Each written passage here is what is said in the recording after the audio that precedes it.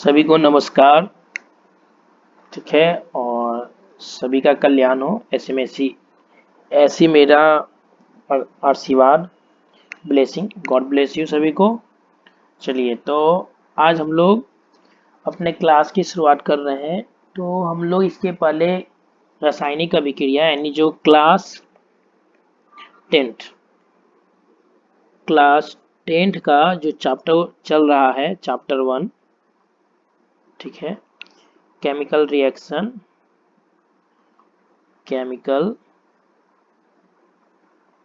Reaction जिसको हम लोग रासायनिक रासायनिक अभिक्रिया रिएक्शंस लिखे थे, अभिक्रिया, रासायनिक अभिक्रिया, ये चैप्टर है, इसको हम लोग पढ़ रहे थे। तो इसमें तक हम लोग इसकी परिभाषा, ठीक है, इसके लक्षण, ठीक, संतुलित असंतुलित क्या क्या पढ़ चुके हैं। अगर हम आपको थोड़ा सा रिमेम्बर करा दें 2 मिनट में, तो हम लोगों ने पढ़ा परिभाषा, डेफिनेशन हम लोग ने जान लिया। फिर हम लोग पढ़ा इसके लक्षण यानी पहचान कैसे करेंगे, लक्षण, ठीक है, यानी पहचान भी आप समझ लीजिए, लक्षण बोलिए या फिर पहचान। फिर हमने पढ़ा कि इसको संक्षेप रूप में दर्शाना हो तो हम लोग समीकरण के बारे में पढ़े। समीकरण जैसे शब्द समीकरण, ठीक है, और ये रासायनिक समीकरण, मुख्य रूप से रासायनिक समीकरण था। फिर हम रासायनिक समीकरण में ध्यान रखिएगा संकेतों और सूत्र का यूज होता है, प्रयोग होता है। फिर हम लोग पढ़ा इसमें संतुलित और असंतुलित, संतुलित, और हमने पढ़ा क्या, असंतुलित। संतुलित क्यों करना है, ये बहुत इंपॉर्टेंट क्वेश्चन है। द्रव्यमान संरक्षण नियम के अनुसार इसे संतुलित करना अनिवार्य होता है। फिर हमने पढ़ा कि समीकरण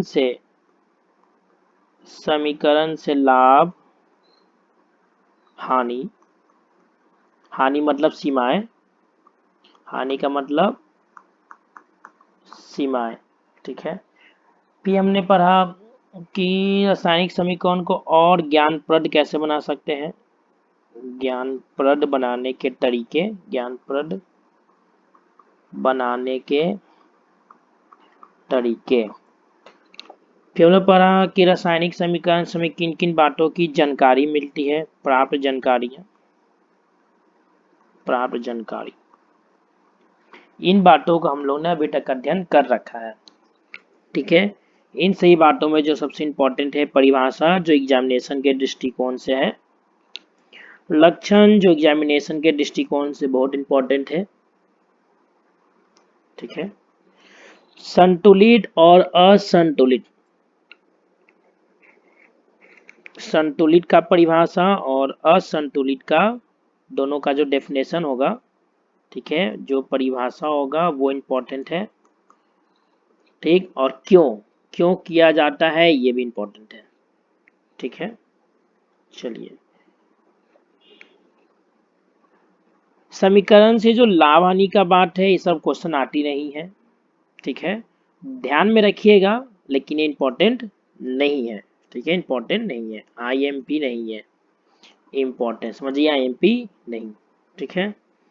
और ज्ञान पद बनाने के तरीके भी इंपॉर्टेंट नहीं है, एग्जामिनेशन में नहीं आता, लेकिन इसमें जो मैंने बताया था कि सॉलिड के लिए एस, गैस के लिए जी, लिक्विड के लिए एल, तनु सॉल्यूशन के लिए AQ, अवक्षेप के लिए नीचे का तीर, गैस के लिए ऊपर का तीर, ये आपको याद रखना है क्योंकि इसका यूज है, ठीक, एग्जामिनेशन के अनुसार इंपॉर्टेंट नहीं है, ठीक है। जो प्राप्त जानकारी है इससे भी क्वेश्चंस नहीं आते एग्जामिनेशन में, ठीक है, लेकिन जानकारी रखना है भविष्य में और आगे भी चीज़ों को समझने में आपको काम देगा, ठीक है, इससे भी क्वेश्चन नहीं आते हैं।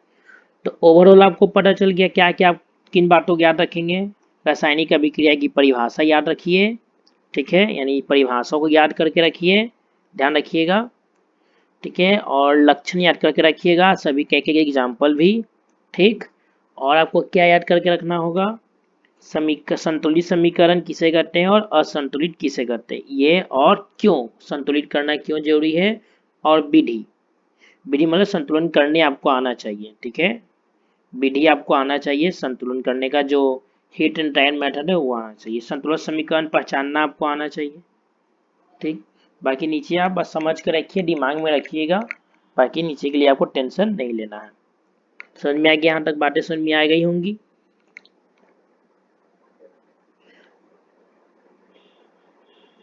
चलिए, तो अब हम आगे अगर बढ़े तो अब बारी आता है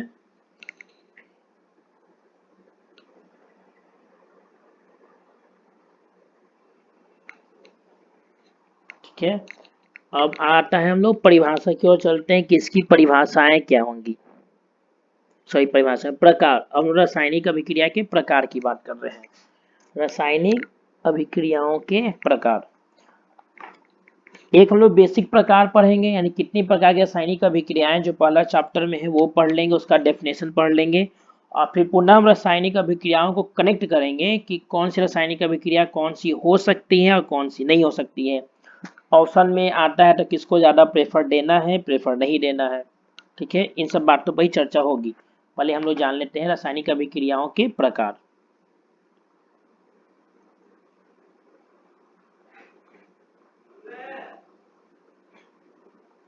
रासायनिक अभिक्रियाओं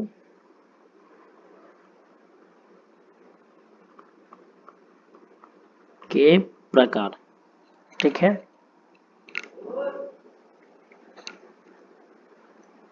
चलिए देखिए, रासायनिक अभिक्रिया में क्या होता है। रासायनिक अभिक्रिया में अभिकारकों के अणु परमाणुओं में विघटित होते हैं। ठीक है, और परमाणुओं के पुनर्गठन से नए पदार्थ यानी प्रतिफल बनते हैं। ये बात पता है सभी को? फिर से मैं एक बार दोहरा दे कि रासायनिक अभिक्रिया में, ये जो रासायनिक अभिक्रिया है, इसमें क्या होता है? इसमें होता है कि अभिकारकों के अणु जो है ना, अणु, ठीक है, परमाणुओं में विघटित होंगे, परमाणुओं में विघटित हो गया। ठीक है, चलिए, और उसके बाद परमाणु और पुनर्गठन से, किसके पुनर्गठन से? परमाणुओं के पुनर्गठन से, परमाणुओं के पुनर्गठन से क्या बनते हैं? नए पदार्थ, नए पदार्थ मतलब जिसको हम लोग प्रतिफल बोलते हैं, नए पदार्थ यानी प्रतिफल। समझ में आ गया? तो रासायनिक अभिक्रिया की प्रकृति क्या हुई कि पहले टूटा और फिर जुड़ा।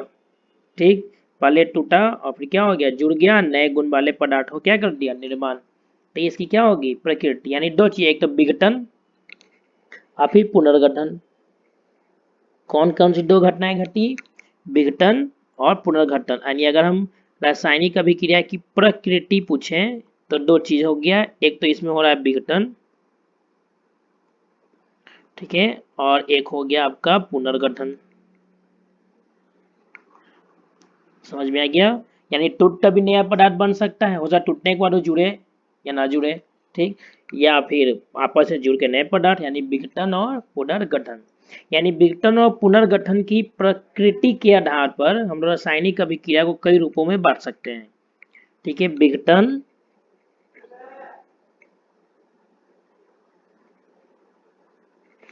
विघटन, ये रहा विघटन और पुनर्गठन की प्रकृति के आधार पर,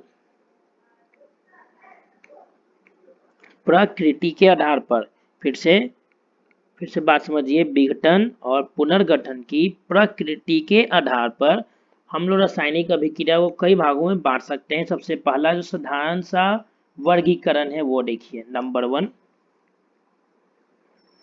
वन, ठीक, नंबर वन आपका संयोजन,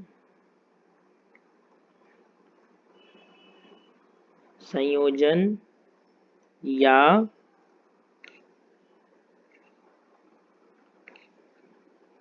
संश्लेषी। ऑप्शन लिखने में समय लगता है लेकिन कोई नहीं, संयोजन या संश्लेषी अभिक्रिया। अब संयोजन अभिक्रिया बोलिए या फिर संश्लेषीय अभिक्रिया बोलिए, आपकी मर्जी। अंग्रेजी बोलना है तो कम्बिनेशन रिएक्शन बोलिए, कम्बिनेशन रिएक्शन बोलिए, ठीक है। चलिए आपका नंबर 2 संयोजन हुआ, यानी उसके बाद क्या होगा, ठीक है, अपघटन या फिर वियोजन, ठीक। नेक्स्ट पॉइंट क्या है आपका, अपघटन या फिर वियोजन। अच्छा, संयोजन में क्या क्या चलेगा, तो संयोजन में 3 चीज, संयोजन में 3 बातें होंगी, कौन कौन सी, अगर आपको हम यही बताने का प्रयास कर दें तो मेरे ख्याल से काम निकल जाएगा जल्दी जल्दी। दो तत्व संयोग कर सकते हैं, एक तत्व एक यौगिक संयोग कर सकते हैं, एक तत्व एक यौगिक,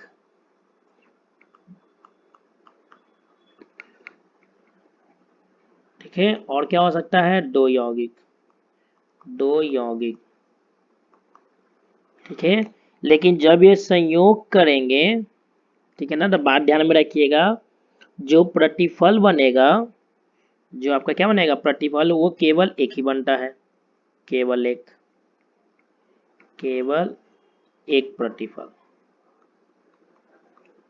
केवल एक है, एक, ठीक है, एक प्रतिफल बनेगा, ध्यान रहेगा। मतलब एक पदार्थ, केवल एक पदार्थ प्रतिफल में, ठीक है, ध्यान रखिएगा इस बात को। और हम चलेंगे संयोजन से जब अलग चलेंगे, पढ़ाएंगे ना अलग संयोजन को, तब इसी में से ही जोड़ के समझा दिए ताकि आप रूबरू होते चले। चलिए, सेकेंड है आपका अपघटन या वियोजन, अभी, यानी यह टूटेगा, यहाँ एक पदार्थ टूट के दो या दो से अधिक पदार्थ बना देगा, ठीक है, ध्यान रहेगा। ऐसे 2 बातें होंगी,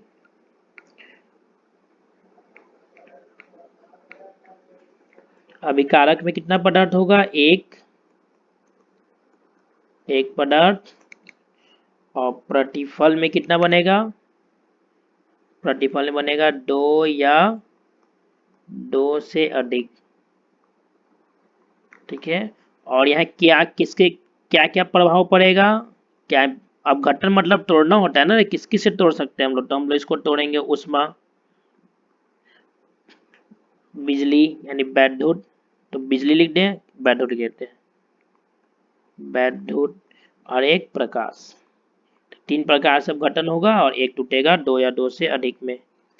चलिए अब अगर हम पॉइंट नंबर 3 की बात कर लें, यानी जो तीसरा वर्गीकरण है, ठीक है, बाकी चीजों को और डीपली जाएंगे अभी हम, परेशान नहीं होइएगा।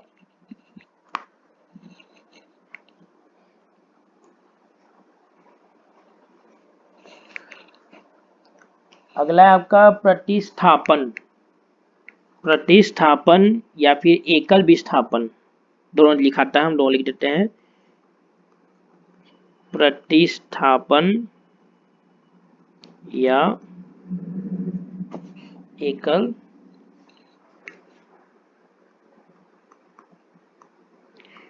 विस्थापन, एकल विस्थापन अभिक्रिया।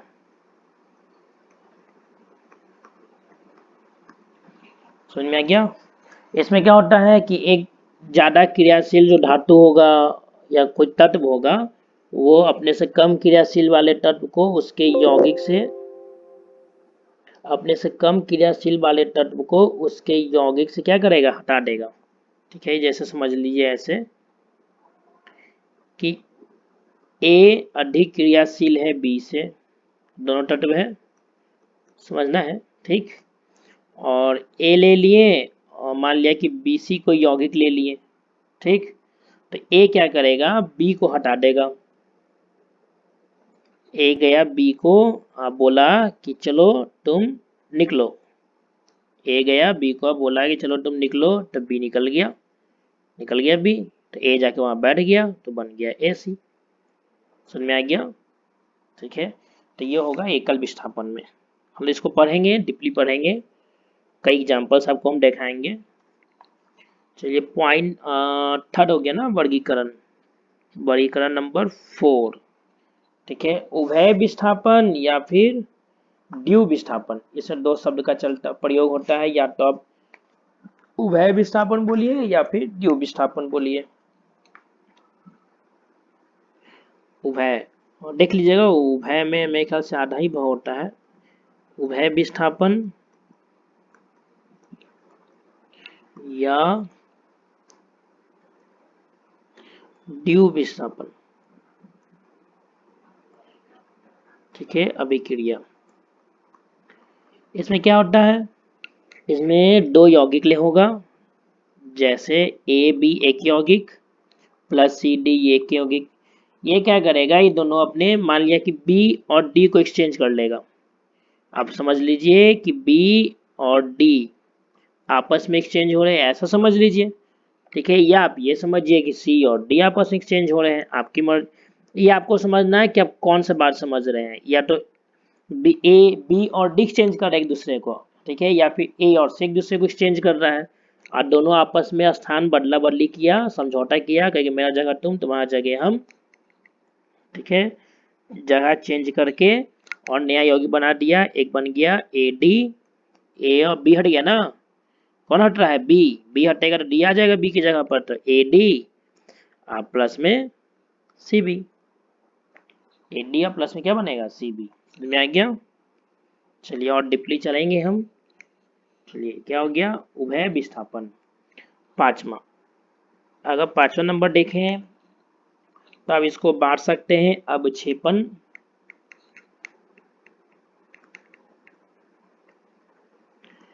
अवक्षेपण अभिक्रिया। अवक्षेपण अभिक्रिया में कुछ नहीं होता है। ठीक है, जैसे कि मान लिया कि दो यौगिक है, एक ए बी और एक सी डी। ये भी अभी लिक्विड फॉर्म में है, मतलब एक्वा सॉल्यूशन, और ये भी आपका एक्वा सॉल्यूशन। तो जब दोनों आपस में अभिक्रिया कर लिया, ठीक है, अभिक्रिया में कुछ नहीं होता, यहाँ भी वही चीज होता है। बी यहाँ से निकलेगा, बी इधर गया, डी को बोला कि तुम मेरी जगह पर आओ, चला गया, तो बन गया ए बी। ठीक है, और क्या बन गया, सी बी। सॉरी,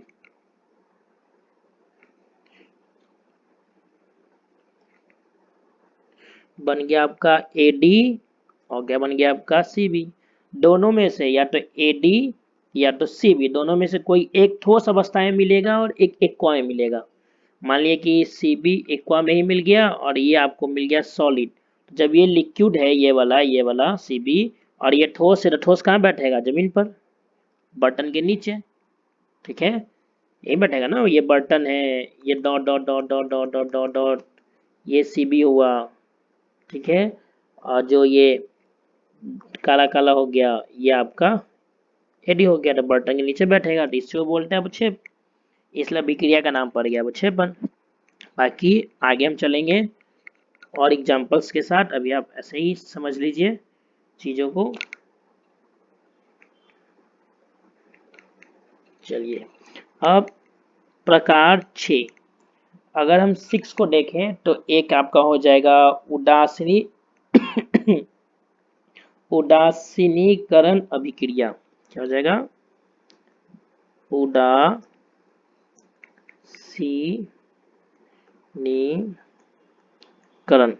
उदासीनी सही, आई थिंक सही लिखे, उदासीनीकरण अभिक्रिया।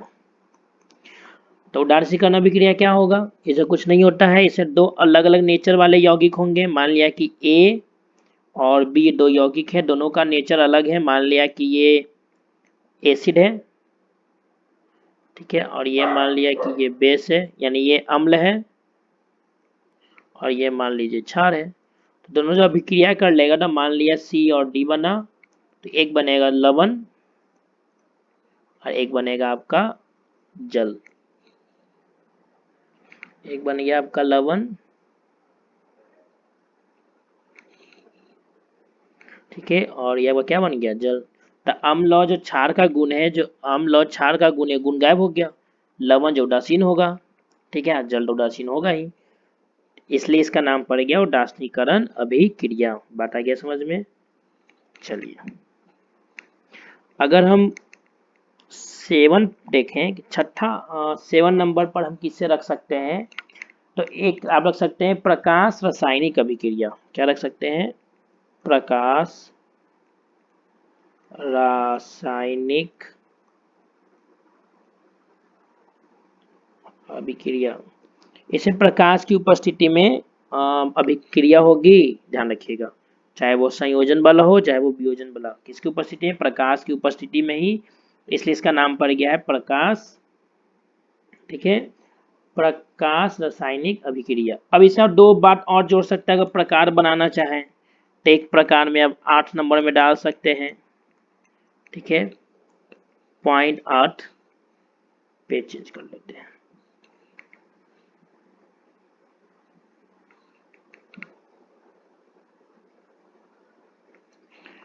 आठ में आप लिख सकते हैं उष्मा शोषी, उष्मा शोषी अभिक्रिया, या ये सामान्य वर्गीकरण है। ठीक है, उष्मा शोषी अभिक्रिया, इससे क्या होगा, जब अभिक्रिया होगा तो उष्मा का अवशोषण होगा, तब जाके कोई नया प्रतिफल बनेगा। ठीक है, और 9 में लिख सकते हैं उष्मा क्षेपी, उष्मा क्षेपी अभिक्रिया। इसमें क्या होगा, ठीक है, अभिक्रिया के पश्चात उष्मा उत्पन्न होगा, अभिक्रिया के पश्चात उष्मा क्या होगा, उत्पन्न होगा। अब लास्ट आपका ये 10 हो गया। ठीक है, अब ये 10 हो गया आपका ऑक्सीकरण अवकरण अभिक्रिया। ऑक्सीकरण अवकरण, ये अभिक्रियाएं दोनों साथ होती है, इसे नाम भी साथ ही में हम लिख रहे हैं, ऑक्सीकरण अवकरण अभिक्रिया। ठीक है, ऑक्सीकरण अवकरण अभिक्रिया, जिसको उपचयन अपचयन अभिक्रिया भी बोलते हैं। क्या बोलते हैं, वो भी हम लिख दे, क्या लिख देते हैं, उपचयन, उपचयन और अपचयन, उपचयन अपचयन अभिक्रिया। ऑक्सीकरण अवकरण अभिक्रिया कहाँ है, इसमें क्या होता है, एक में ऑक्सीजन जुड़ जाएगा, अगर ऑक्सीजन नहीं है तो, अगर है तो ऑक्सीजन बढ़ जाएगा, अगर उसमें हाइड्रोजन है तो हाइड्रोजन हटेगा। और अवकरण में क्या होता है कि हाइड्रोजन जुड़ जाएगा, ठीक, और ऑक्सीजन को हटाएगा। ठीक है, तो ऑक्सीजन का हटना ऑक्सीकरण, ठीक है, और हाइड्रोजन का जुड़ना अवकरण। एक सिंपल सा बात, ऑक्सीजन का हटना ऑक्सीकरण, सॉरी, ऑक्सीजन का जुड़ना ऑक्सीकरण और हाइड्रोजन का जुड़ना अवकरण। सिंपल परिभाषा। ठीक, कोई आपसे पूछे तो आप ये एग्जांपल दे दीजिएगा।